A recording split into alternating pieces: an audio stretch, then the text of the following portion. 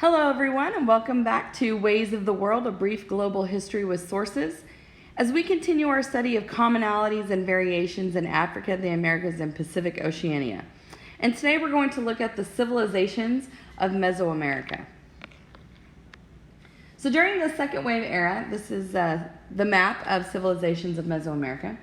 The Maya civilization and the large city of Teotihuacan represented the most prominent features of Mesoamerican civilization.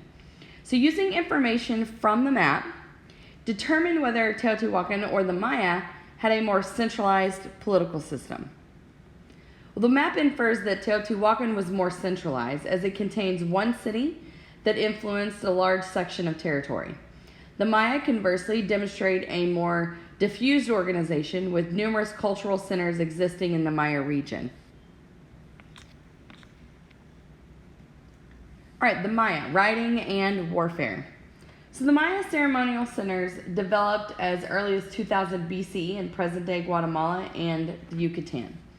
And the Mayan civilization is most well known for their cultural achievements between 250 and 900 CE. There's the development of an advanced mathematical system, elaborate calendars, the creation of the most elaborate writing system in the Americas, and a large amount of monumental architecture like temples, pyramids, palaces, public plazas.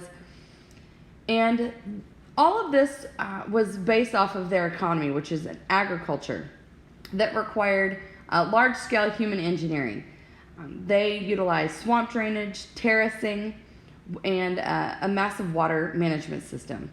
And that supported a substantial elite and artisan class.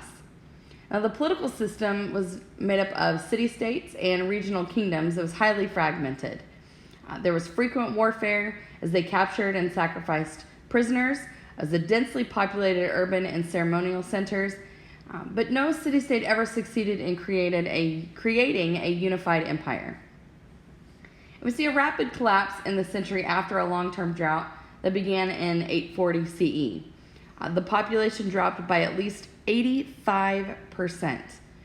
And elements of Maya culture survived, but the great cities did not.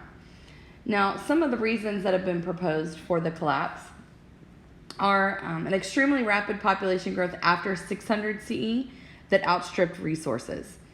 And political disunity and rivalry prevented a coordinated response to prolonged droughts in the 800 CE. Warfare became more frequent in competition for those lacking resources. And rulers required more labor, taxes, and tribute for elaborate palaces and temples.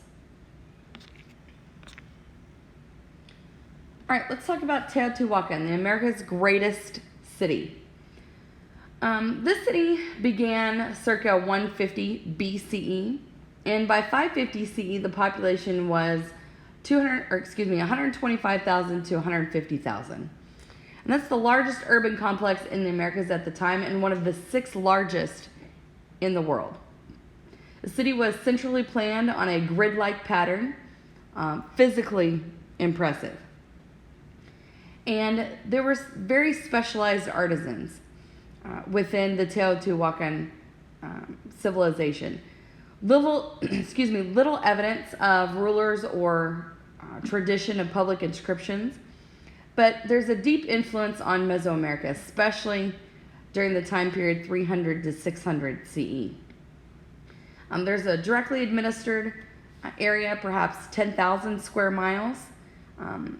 The influence of Teotihuacan armies spread as far as Mayan lands, and apparently also they had diplomatic connections with other areas.